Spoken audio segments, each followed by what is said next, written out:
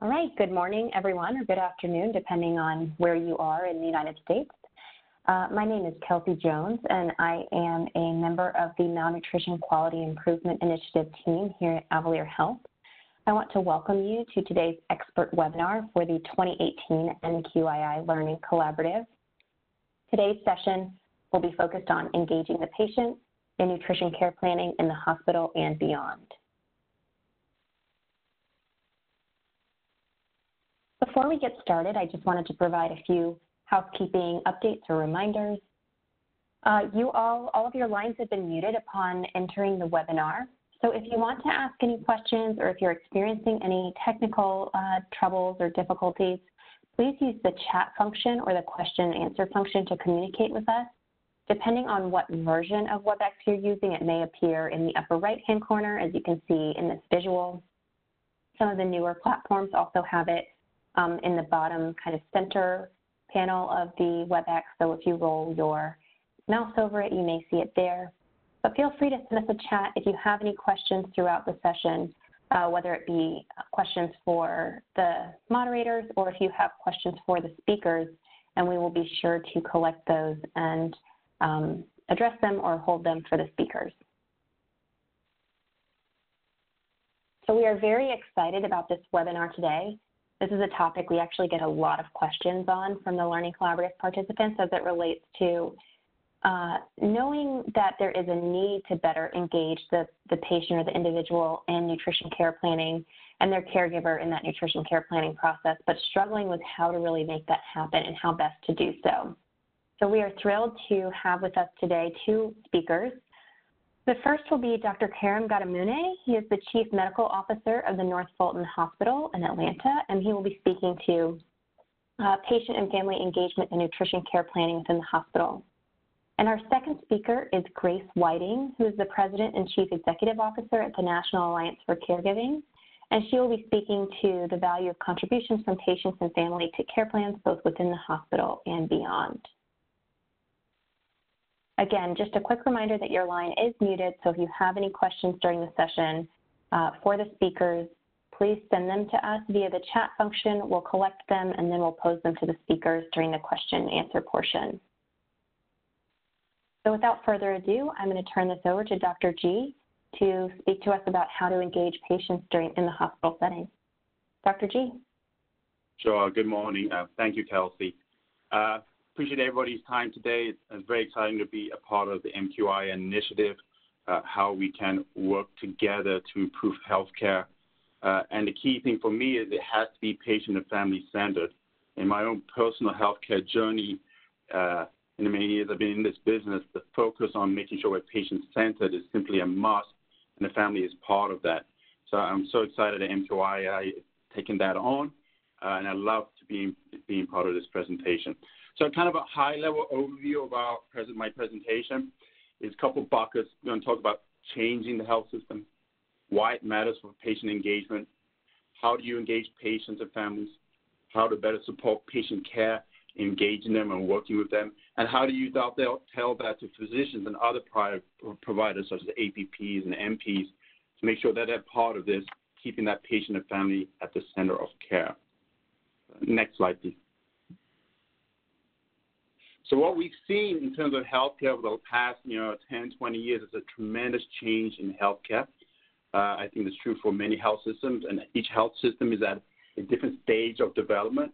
But the bottom line is that we're in the midst of a transformation from what historically was a physician-centric model to a patient-centric care model.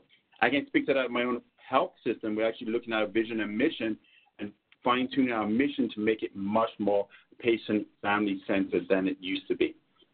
So the care delivery system models have changed, and really that's much more of a partnership, a collaborative type relationship where a nurse, a physician, dietitian, other caregivers interact in different ways, such as bedside IDR, such as in meetings, collaborative meetings, and team-based exercises to quality improvement and performance capability.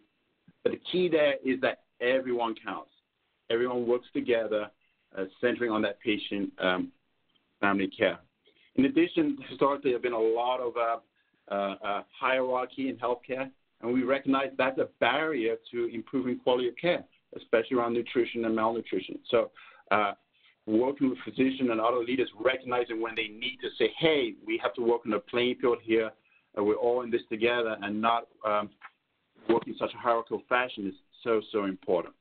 And the key there is that not just in the hospital, as you hear from Grace later on, it's in the presentation of post-acute partners, reaching out beyond the boundaries of the hospital or pre-acute before they're actually even in the hospital. So crossing those bridges and being truly a system approach to care is essential.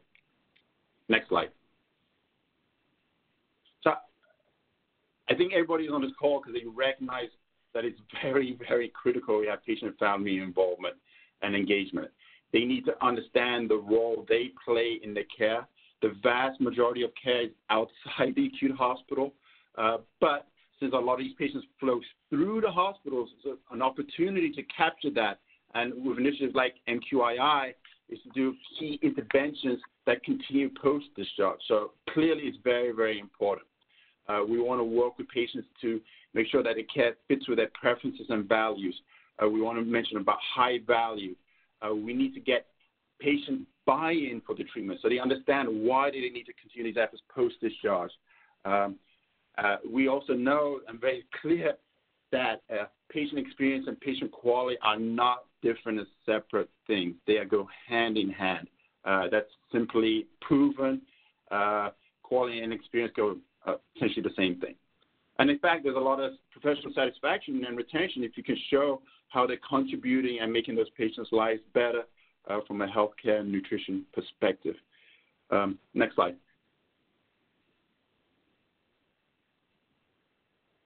So how do we do that? How do we put patients at the center of their own care, especially in the context of malnutrition? And the different parts of that, I'm going to focus more on the direct care. I'm going to focus a tremendous amount on PFACs. We've done a tremendous amount of work at our facility with PFACs. You may be on that journey yourselves at your respective facilities. And then I'll touch briefly on policy making and the public channel, so to speak. But what are we talking about in terms of direct care? We're talking about interdisciplinary rounds, making sure nutritionists is part of that, whether in the ICU, figuring out how to do that on the IDR rounds that are at the bedside, on the regular floors, on the med tele unit, med surg unit, with limited resources. And you may have to make decisions there, but at least the goal there is to do better and contact more patients. A great example is these collaborative care units that are forming where a physician and a care team goes into patients' rooms at a certain specific time each and every day, say Monday through Friday, and having a discussion with the patient and the family and making sure that the nutrition, maybe not necessarily 5 days a week, depending on resources, maybe 2 days a week on one unit and 2 days a week on another unit, so they can at least have a touch point where they interact with the patients and families and speak to it.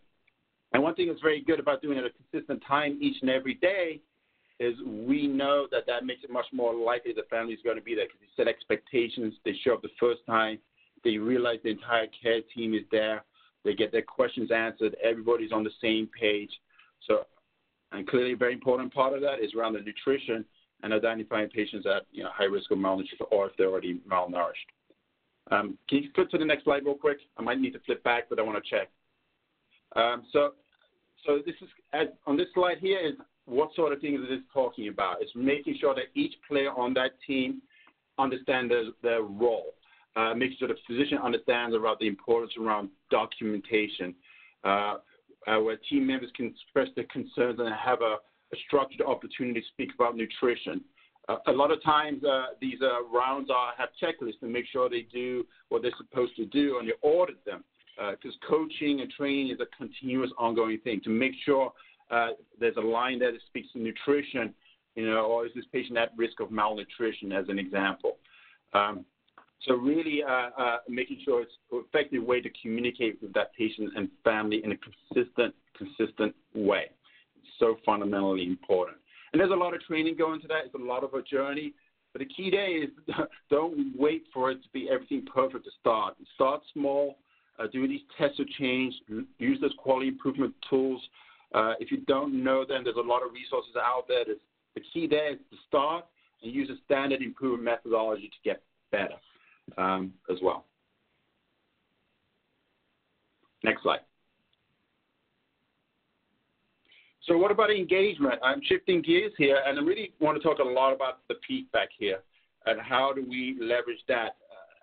Real brief background on our PFAC. We've had PFAC here for about 4+ years. We did a tremendous amount of work with them because we realized that they are a tremendous way to keep us patient-centered. What do I mean by us? I mean by the physicians, the nurses, the other care providers. And these are former patients or family members who have patients in the hospitals that may have had a good outcome or maybe had one that was not so good. But they're there because they're part of the community and they want your hospital or health system to deliver great care. So how do you do that? You turn them into advocates for nutrition. You turn them into advocates for malnutrition. You make sure that they're embedded in the board or they serve on quality committees. And not just siloed in a small one committee, but maybe at your high-level quality report-out committees or your safety committees. And then you train them in things like malnutrition. You speak to them and talk to them about why nutrition is important. You tell them that, hey, elderly patients that come in septic, many of them are malnourished and need to be properly addressed. So you make them change agents that support you in your efforts. So that way, when they speak in these quality committees or these other committees or at the board level, they can speak to the physician and say, doctor or nurse, how are you helping this family around malnutrition and nutrition? So we actually did that at North Fulton. We did a lot of education with my nutritionist, Dorothy, as an example, teaching them on malnutrition and on nutrition and what that is. But we went further from that. One example is we embedded them in our policy-making process, for example. So I was involved in initial several years back where we were trying to do standard work, kind of standardizing our malnutrition assessment tools. How do we involve the physician in nutrition? I made sure that we had a patient PFAC member, a patient on that committee so they could speak to that, who understood how important malnutrition is, who understood why we needed to do better, who could help be that voice of the patient we so need. So it kept me centered. It kept us centered as a team on the right thing, which is delivering great care, including for malnutrition. Next slide. So there's a lot of places you can look and engage the patient across the clinical workflow, right? As you work through our policy or procedures. MQii does a tremendous amount of work embedding into the EMR, making sure the nutrition is on the team. Looking at engaging the patients when they first come in, you can do education. So there's a lot of different touch points that you can certainly do. So in terms of care packets, making sure that there's information in your Epic EMR on discharge is built in. So when it prints out, that diet is included in part of that.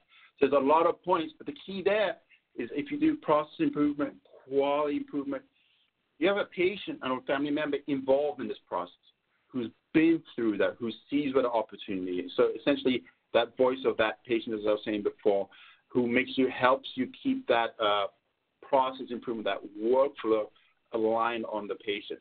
And in many times the family, because we know in many cases it's the family members who provide that care post-discharge as we were here. So the key there is to look for those opportunities that make the most sense for your institution and leverage that. Next slide.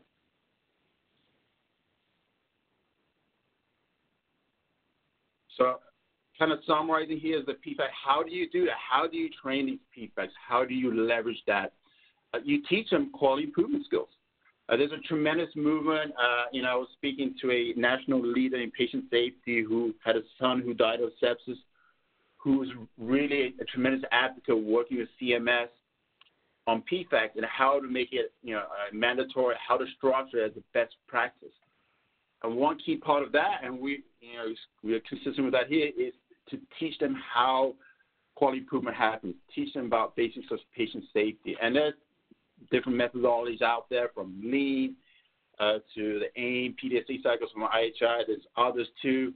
But be involved in that if you're a nutritionist yourself and you don't know them. Learn them, learn the basics of them, but also teach that to the patient family members. And that tells them, hey, how can I help and understand how we can effectively improve malnutrition. How, when I'm in these meetings that are talking about quality improvement, what is the systems opportunity? Because 90% of the opportunity is around systems. So making sure they're a partner in that process, as well. So it really helps keep you on the right path to improving care. And this can be done for malnutrition as well. So I just highlight here some bullet points of how to do that. You can certainly read that on your own. You can look at reports and quality reports. Be transparent. Next slide. All right, so shifting here is thankfully, when we went through this journey of MQii, there are tools and resources in MQii that you can access today. There are others out there as well, but it shows you and gives you recommendations. And it's clear here that they should have specific roles in patient care, in the malnutrition care plan. And that could be with the direct family of that patient. But the other way to really hardwire it and make it sustain is to work with those PFACs. And if you don't have a PFAC, there are resources out there to help you do it. You start small, you work with change agents. But I can tell you more and more health systems have some kind of PFAC or some kind of group or that's patient-centered. So use that, leverage that. If there isn't one there, you can certainly help build that as well. And then further in the summary is they should be part of the development of those tools. They should be involved in giving the feedback as well and preference, and kind of highlighted some of the ways to do that. So there's some amazing resources on the MQii website today that you can tap into. That's essentially the bottom line. Next slide. All right. So lastly is that we did a lot of work around data analytics, a lot of tools around lean and IHI. There are PDSA cycles, the Plan, Do, Study Act, where you do cycles. Well, we don't engage the patients in the malnutrition. How do we do that? We did this thing. Did that really improve? If not, let's try this. But there's also a tremendous amount of data analytics or big data out there. And if you get good, accurate documentation of malnutrition, it can tell you, you can be transparent, say, with your PFAC and your quality committees that have a patient representative. How well are we doing in capturing malnutrition? How well are we intervening? What % of our patients on discharge got the appropriate nutrition intervention? Do we bridge effectively to our post-acute care partners so that way the care is continued in that way? So there's a tremendous amount of tools in there that many health systems have varying degrees. So reach out to your informatics specialist, your analytics specialists. Be aware that there's capabilities there that could help facilitate that, and using a transparent fashion with your PFACs or your quality committees that have PFAC or patient and family representatives embedded into it. So to help drive that change to show where there's opportunities for process of quality systems improvement. Next slide. Right. So this is really, the bottom line here. I think I've talked about a lot of these issues through my presentation. The key there is just do not give up. You've got to be persistent. This healthcare is ever evolving. There's a tremendous amount of recognition that a lot of our challenges are system issues. They're not due to a person making an error on purpose, so applying what they call principles of just culture.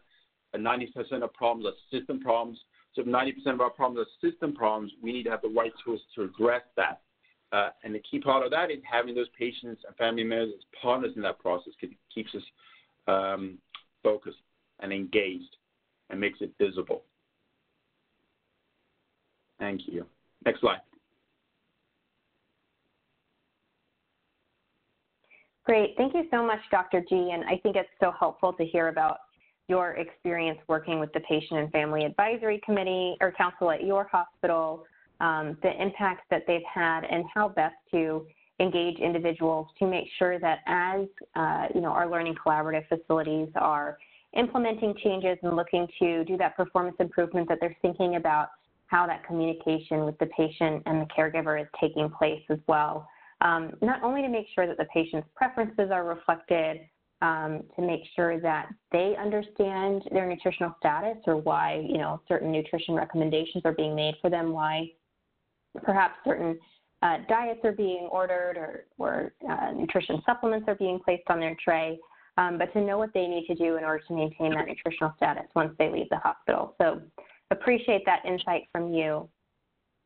We're now going to turn it over to Grace Whitnig from the National Alliance for Caregiving, who will speak to us about the role of the patient and caregiver both within the hospital as well as how to engage them out in the community as well. So Grace. Thank you so much, Kelsey, and I appreciate the opportunity to be on the call today and to engage with you guys on the topic of malnutrition.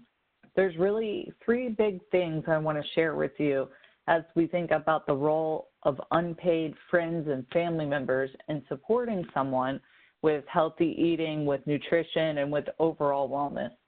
The first is really that family caregivers are the backbone of our long-term care system, and I don't have to tell you guys that with the exception of Medicaid and some other limited programs, there really is a lack of a long-term care system in the United States. And that means that our friends and family are providing the bulk of unpaid work that helps to advance our society as we age.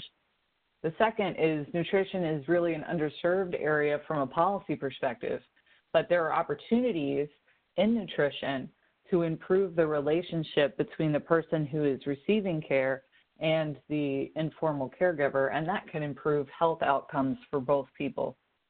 And then finally, thinking about that family caregivers themselves in many cases are older adults or are in situations where the stress and strain of providing care to someone else may mean that they neglect their own self-care, and so they may be in need of assistance to ward off malnutrition or even malnourishment. Next slide. So just a snapshot of the National Alliance for Caregiving, if you don't know us. We've been around for about 22 years, and we are a think tank of sorts on the topic of family caregiving, working with about 60 organizational members, which include not-for-profits, corporate partners, and federal agencies. We also have an advocacy network of about 80 state and local caregiving coalitions and advocates, and we're the secretariat and founder of the International Alliance of Carer Organizations, which is a group of 16 non-governmental organizations around the world who are all working on caregiving issues in their home country. So that's just by way of background. Before we dig on the facts, I just want to give you a sense of who we are and why we've got all these statistics, and then our perspective from the policy angle. Next slide. So I think the first place to start is just defining caregiver. And it's funny, you can hop in a cab or talk to someone in your community or talk to somebody within the clinical setting, and everyone has a different concept of what it means to be a caregiver. You may have heard other terms such as caretaker, care partner. In Europe and other parts of the world, they use the word carer. And so I think it's important to start from the place of who are we talking about? And I'm borrowing here from a piece of legislation that was signed and enacted this year, the Raised Family Caregivers Act, which creates an advisory council at HHS that will come up with a national strategy for caregiving. And this is how they defined it, that it's an adult, family member, or other individual who has a significant relationship with and who provides a broad range of assistance to an individual with a chronic or other health condition, disability, or functional limitation. So it's a pretty broad definition here, and I think it's important to note a couple of things. One is that these aren't always people who are related to someone by blood or by marriage. And the other is that you'll see a little footnote down there. We did a study about 10 or 15 years ago about children who were providing care. And I think it's important to note that there are actually a number of minor children who live within the home that may support an older relative who lives with them. And those people may be responsible for helping out with activities like cooking. So just something to think about, that social and behavioral determinants of health once the person leaves your office. If we go to the next slide on 18, this is just to give you a sense of the magnitude of the issue. 43.5 million family caregivers across the lifespan in the United States. And that number comes from a study we do with AARP roughly every 5 years that attempts to quantify the impact of caregiving on our society. It's also a statistically representative data set, so people can dig in on different pieces as well as multicultural data. And so we believe it's a fairly good estimate of how many people in the United States are doing caregiving. And if you were to replace every person who's doing caregiving with a direct care worker, it would cost our economy $470 billion a year. Next slide.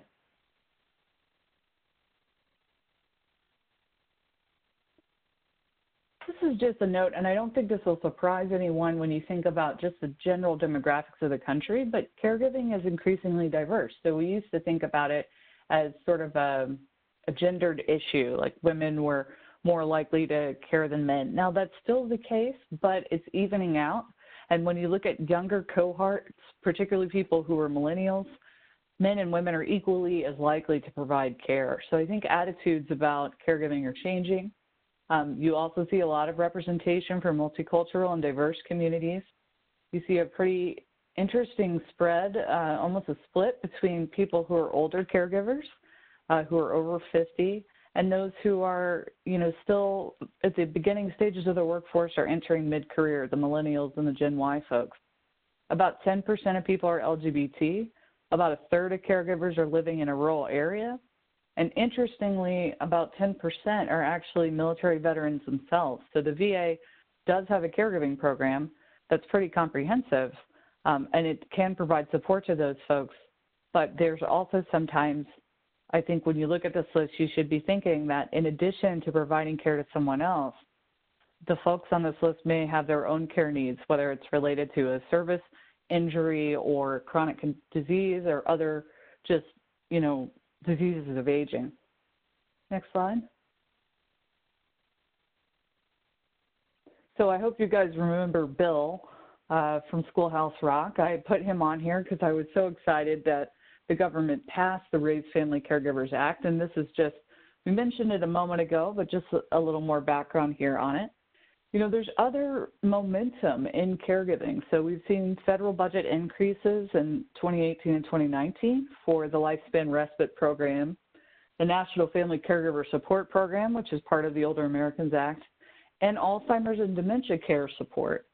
And then in the states, we've seen a lot of movement around a bill called the CARE Act, which is led by AARP, and it requires that a hospital note the caregiver in the medical record, provide discharge instructions, and notify the caregiver if the person changes settings. So we're seeing a lot of interest in, recognizing who caregivers are and also thinking about how we can better integrate them into our health and social care systems.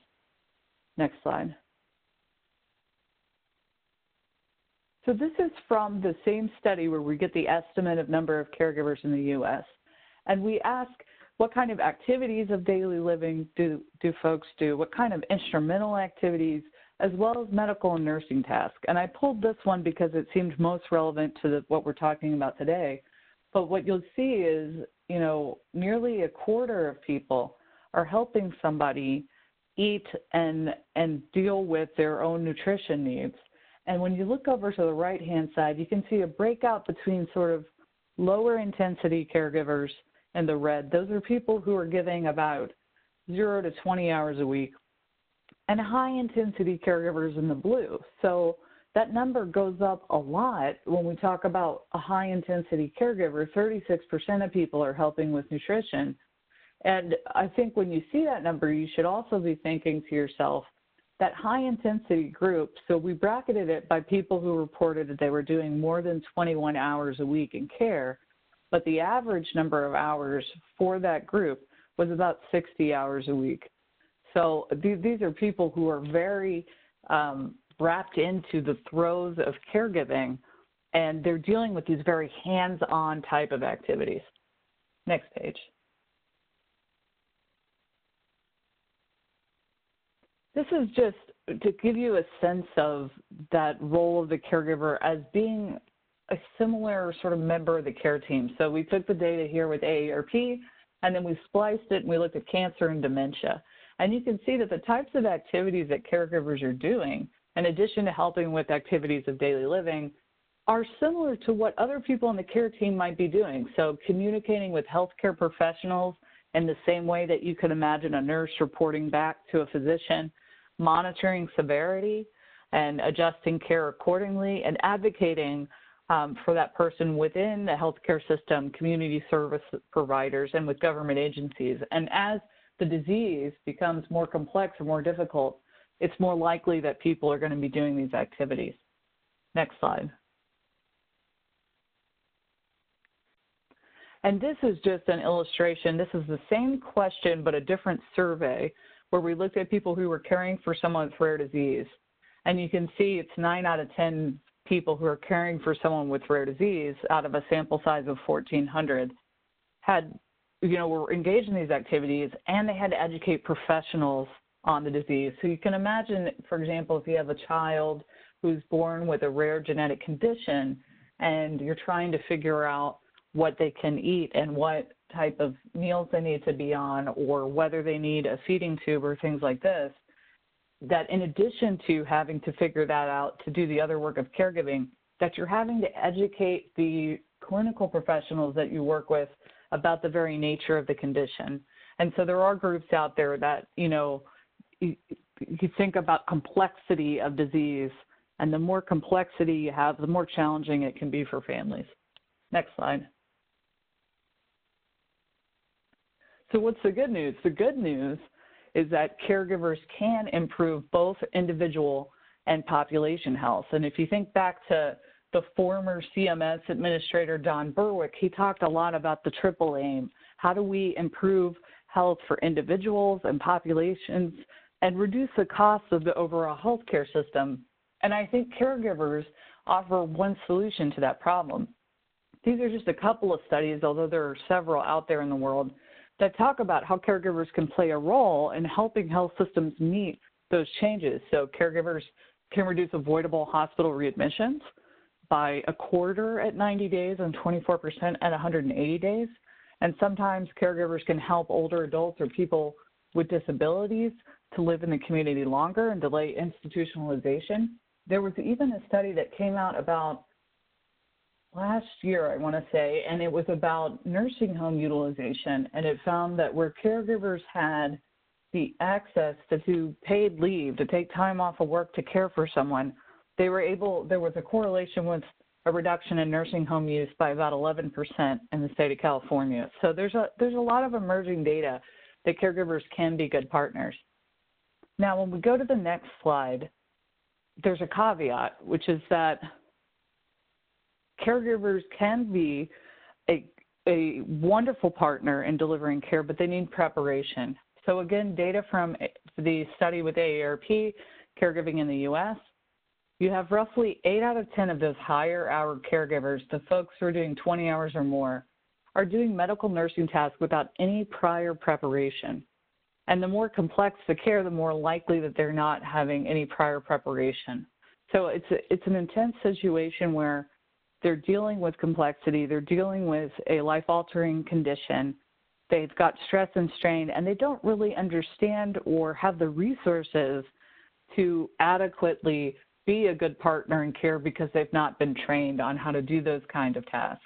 If you go to the next page, we dig in on that a little bit, respective to nutrition. And these were just a couple of studies I found as I was reading up on this for today. And what surprised me is that particularly the challenges that families have with some of these home-based nutrition tasks.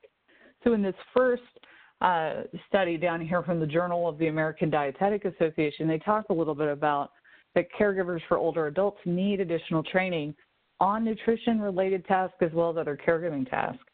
And they did find that a dietitian and others could do some multidisciplinary interventions that would actually help them in providing care to someone. Now, the other things you notice is that when you have complex conditions such as dementia, there's not just a need to understand the basics of this person needs nutritional support, they need to eat a balanced diet, et cetera, but there's a need to have that person understand the disease that's underlying the issue. So, for example, if someone has dementia and their adult daughter is providing care, the adult daughter may think, gosh, mom is really being difficult and she doesn't want to eat her food because she's mad at me. And so perhaps adult daughter doesn't have a true understanding of the way that dementia may impact somebody's hunger, their ability to eat, their mental and behavioral health. And so that makes it very difficult for caregivers. Now, one of the studies we came across that was in this NIH paper down there, NIH chapter, talked about that you have this risk of neglect of food and lack of access to food, not just because of a misunderstanding about what needs to be done in terms of nutrition, but a broader picture of the disease. And I think the danger there is without support, caregivers can sometimes accidentally, create a dangerous situation for the person who needs care because they're stressed out from caregiving or they don't really understand what it is they should be doing. Next page. So the other good news I would say is I think people want to be good partners. Nobody goes out and when you meet caregivers, they say to you, nobody wants to be a caregiver. But what they mean by that is nobody wants to have somebody in your life that you love, that you want to take care of, be sick or have a disability or have something that impacts their quality of life. And so this is some overarching challenges that I think many families face. And I gave an example down at the bottom of there's AARP has sort of an advice column, and they were talking about nutrition. But I think a lot of caregivers are dealing with a number of these issues. The first, we talked a little bit about complexity. I think part of that is also cultural competency. I was working for a home care association a couple of years back, and we were doing some work with a group that had a large number of Medicaid patients who were from Asian American families. And they were saying that the nutrition educational information that they had would talk about, for example, you need to eat a low sodium diet. And it would say, avoid things like hamburgers and French fries. Well, in the community where most people had immigrated from China or Korea or Japan, nobody was eating hamburgers and French fries. And so although the underlying idea of you need to have food that's, low sodium still applied, it needed to be culturally competent to the types of foods that these families were actually eating. We talked about cognitive impairment, but that can be another challenge for families trying to get someone to eat, as well as refusal to eat. This is something in elder care especially, as people move into institutional settings, sometimes they become depressed or they feel isolated. Sometimes they have medication side effects and they refuse to eat. And that can cause a lot of stress for families, particularly as they see an older loved one become malnourished or, lose a significant amount of weight because they're refusing to eat. And then last of all, I would say managing the caregiver's own health and nutrition needs while providing care. Now, let's go to the next slide. I think it's on policy topics related to this. Oh, this is actually, so I mentioned earlier we're a coalition. The American Cancer Society is one of our members, and they just put out a cookbook. Now, I will tell you guys, I'm not very domesticated, so I'm not a good cook at all. But what I thought was cool about this is it's not just a series of recipes, but they wanted to have recipes that help people work on the specific side effects that come with cancer treatment. And so I put in a blue box here the kind of recipes that they addressed here, by side effects, so that if you're dealing with taste changes, here are some recipes that might be good for you. And I think it's an effective strategy for caregivers, not only because it provides them some direction about how to deal with this condition, but because it provides an opportunity for the family to come together and to cook together and be around the kitchen table and have a positive interaction, as so many American families do. I mean, just last week, you think about Thanksgiving, people being gathered around and cooking and talking and watching football. And that's the kind of thing that I think is a great opportunity to say, let's educate you, but also let's also remember, kind of what's at the heart of this. Go to the next slide. So this is just putting on my policy nerd hat, a couple of federal policies that are sort of just in the back of my mind. I'm sure all of you are familiar with the SNAP program and probably familiar with the Older Americans Act nutrition programs, which, most typically we see Meals on Wheels America sort of leading the way in congregate meals, but you see other companies as well working on this. And I think the bottom line here for both of these programs is they're a good start, but the support is not as comprehensive as it could be. And this is going to sound strange, but, a lot of younger people, in particular millennials who are taking on caregiving, when you look at the demographic descriptions of those populations, a lot of millennials don't cook. They didn't learn how to cook, and they use programs like Blue Apron or these other home delivery services where you actually get delivered to you, here's a box of vegetables and here's a recipe. And I was talking with a colleague who works at a congregate meals group, and I said, okay, so if my grandmother is on one of these programs and she receives, her meal, can I subscribe as well so that we could eat the same food together?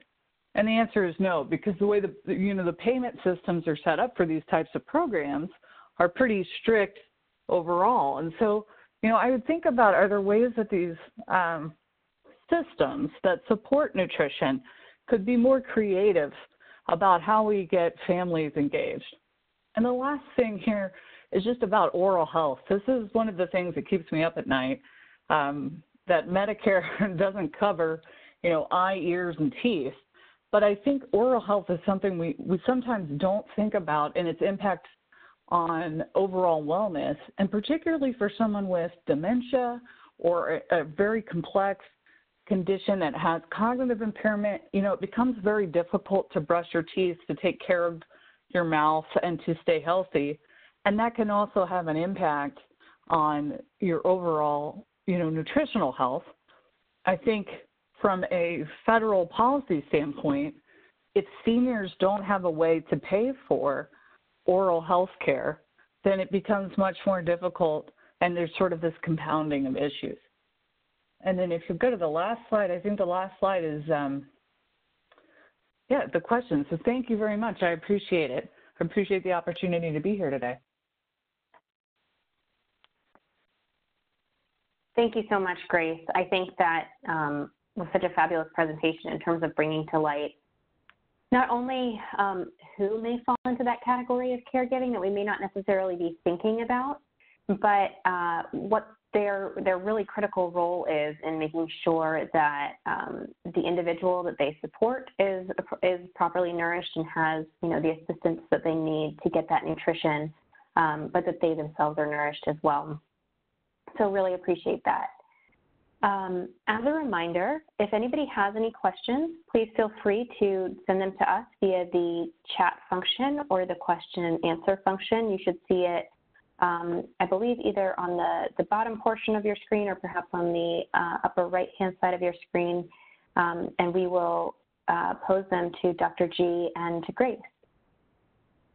So it looks like the first question that we've received is, for those who are seeking to implement some of these recommendations in their hospital, how to access or find the PFAC in your facility? How do you engage and work with them if that's not a group that you've had experience with?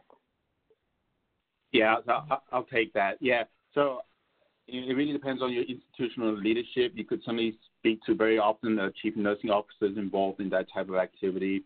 It could be a vice president of medical affairs. It could be a chief medical officer or a combination of those. And sometimes you can actually see it highlighted on their website. They have more sophisticated health systems that have it spotlighted as part of their annual plan and spotlight sometimes their PFAC members. So there are different ways to do that. But certainly I would reach out to your leadership.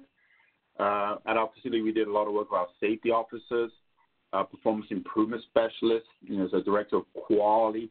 So a number of different channels that really depends on on your system. But the key there is to reach out and try, and eventually you'll find it, and then get engaged. Great, thank you. Our next question is for Grace. The question is, you mentioned a lot of different issues that patients and caregivers, or patients' caregivers may have, and that may be related to their home life or their social determinants of health. Do you have any recommendations on how to kind of have that conversation with an individual when they're in the hospital, to try to assess what kind of nutrition support they have at home and where some of those gaps or needs might be? Well, I think the first place to start is really just the awareness of, most of us don't live day to day in the hospital. So, I remember I was talking to a home care physician one time, and he told me, that he had this patient that she had COPD and her weight was just wildly fluctuating from day to day. And the home care nurse went out to see what was going on. And she said, I take my medicine with peanut butter. And so the nurse said, well, show me what that looks like. And it turned out that the patient was taking the entire bottle of pills and dumping it in a giant jar of peanut butter and then stirring it and eating a spoonful. So sometimes she was taking, 3-4 times the dose that she should have been taking, and sometimes not getting any medication at all. So I think it starts with sort of an awareness that, the way people live is very different than what a doctor's office or hospital setting or even a post-acute care setting in an institution looks like. I think one thing you can do is, if you're noticing that there's family members who are coming by, is to look for ways that you can involve them in conversation. And there are some CMS billing codes for family support and chronic care management, as well as in cancer and I believe some other dementia conditions like that. There are billing codes that allow you to spend a little bit of time talking with the family about those needs. So I would encourage you to think about that. And the other is, to the degree that you've got people on your teams, medical social workers or others, who have done work around cultural competency, maybe bringing them in or asking for their advice about approaching people who perhaps are in different cultures and maybe have a different perspective on what they like to eat. So, could I add to that, Dr. G here? Yeah, sure. Yeah, I totally agree. One thing we've done a tremendous amount of work is really on a lead, going to where the work happens. So in this case, making sure you at least go to where the patient's eating, seeing what's happening. If you're not there and you're working from a back office, you just don't know what's really going on. And that's why frontline workers, frontline team members are so important, because they see what's really happening. In this case, it's the family members as well. So I think that's tremendously important. The other part is a lot of health systems, maybe more leading, are developing diversity groups, so inclusivity, and that can be impacted in 3 different ways. There's obviously with the patients and the family members. It can also impact on the team members and employees at the facility and the community at large. So it really ties in very nicely with what Grace is saying about cultural competency, about being aware of the different nutrition or the approach to it and how you speak to it, and making sure your literature or aligns with that or is aware of that. And a lot of it's a learning journey. You make a mistake, you may not realize it, but hey, don't give up, learn from that, and do better or improve, what you're trying to do. So this is very interesting, ties very closely with some of that I've been doing. Very helpful, thank you. A related question that we received is that sometimes having a discussion with the patient or the family can be difficult because, as you're talking about nutrition, there can be a sense of blame, or sometimes the individual feels like if they use nutrition resources available in the community, others, do not have access to them. They're taking away from others. So do you have any recommendations for having those conversations in a way that helps the individual understand what their nutrition status is in a way that doesn't, convey blame, and also how they can access those resources in a way that can support their nutrition? Well, one thing I would say, and I'm sure Dr. G's got some experience with this as well, but, I think that as much as you can approach it in a positive way and really reframe it and not an accusatory way. So a lot of times, and I grew up in the South, food is love where I'm from. It's like that old movie, The Big Fat Greek Wedding, where, the mom asks the fiance, "Are you hungry?" And he says, "No, thanks." And she is like, "Okay, I'll make you something."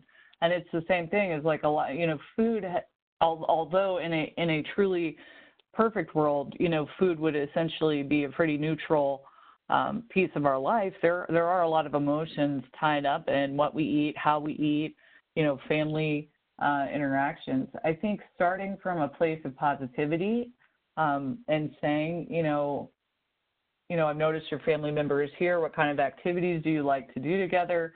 And sort of asking questions and providing resources. And the other is I've noticed a lot of times if you can get one family member on board, others will get on board. So perhaps you can get dad to start, for example, a weight management program by getting mom to say, "Oh, yeah, let's do this together as a family." And again, you're sort of refocusing that discussion to here's activities you can do as a family to strengthen that caregiving relationship. It's not, you should stop eating this thing you like. It's let's find other ways for you guys to celebrate or to be a family or to do things together.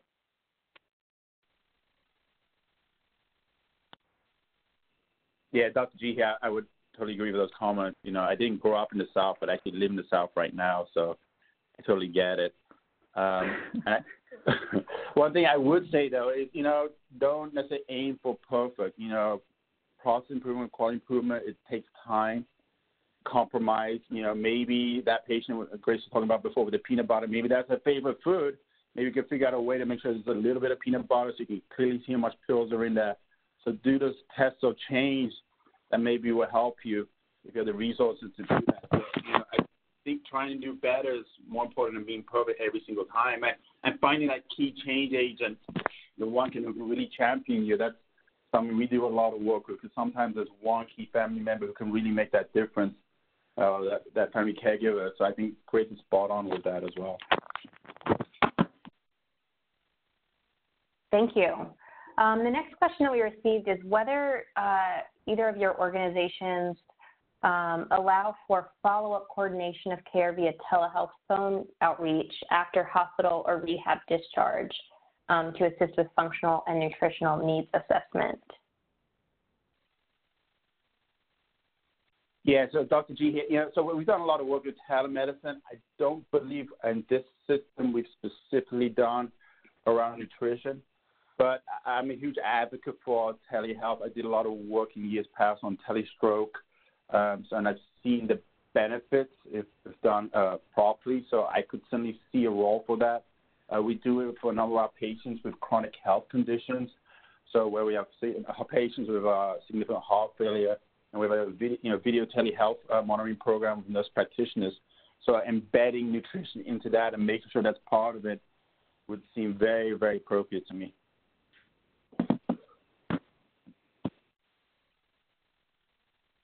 So our organization is not consumer-facing, and we don't provide direct services. But I would say, one thing that's challenging from the caregiving perspective is there's this bifurcated system where if you're working under Medicare or Medicaid or a plan, then most of the services that are provided to caregivers are by virtue of the beneficiary. So it's you're providing services to the caregiver for the beneficiary, and so it varies a lot from community and state to state. Separate from that, the Older Americans Act does, I think, provide for some home and community-based coaching around nutrition, but again, it's really up to the states, and each state has a lot of discretion about how they can use those monies and funding.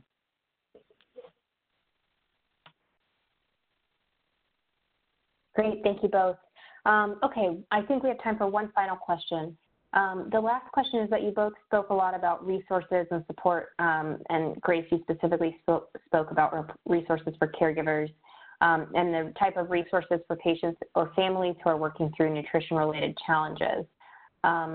So the question is, what kind of resources or programs would you all recommend to providers who want to work more closely with caregivers or patients in nutrition care planning? Yeah, so Dr. G, I can talk a little bit about our experience for PFAC. And there's an organization called H2PI, and that's the gentleman whose son passed away from sepsis, who was very involved in developing PFACs, and his charity essentially set up the seed to create our PFAC here 5 years ago now. So there's tremendous resources there, H2PI.org.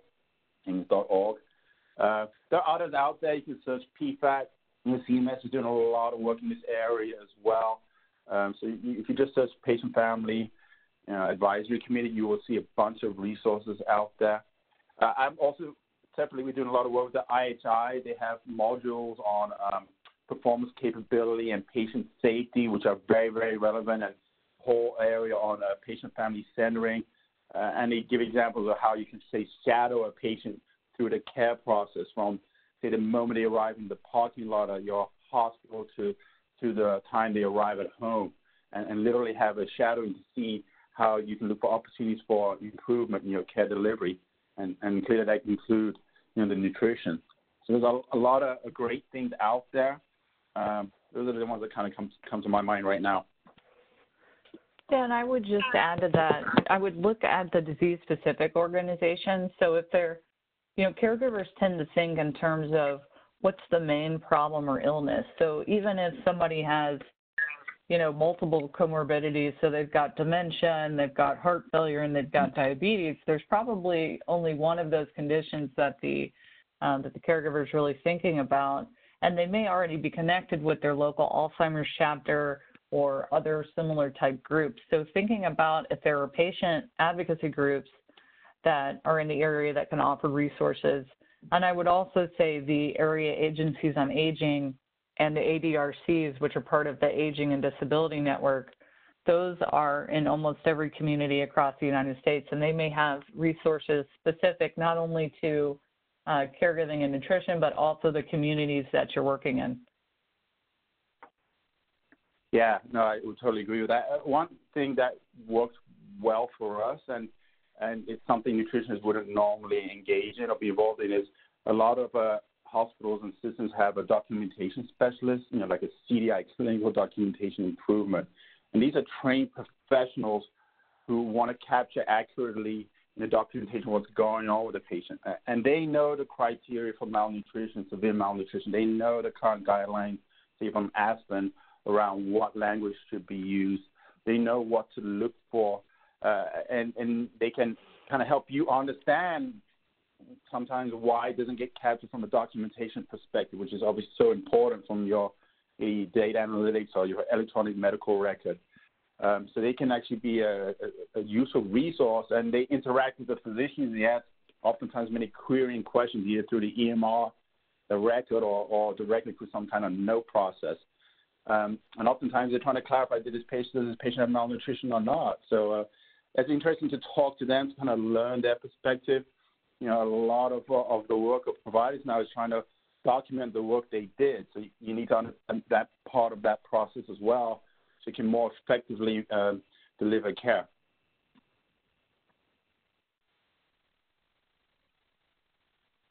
Thank you both for that guidance.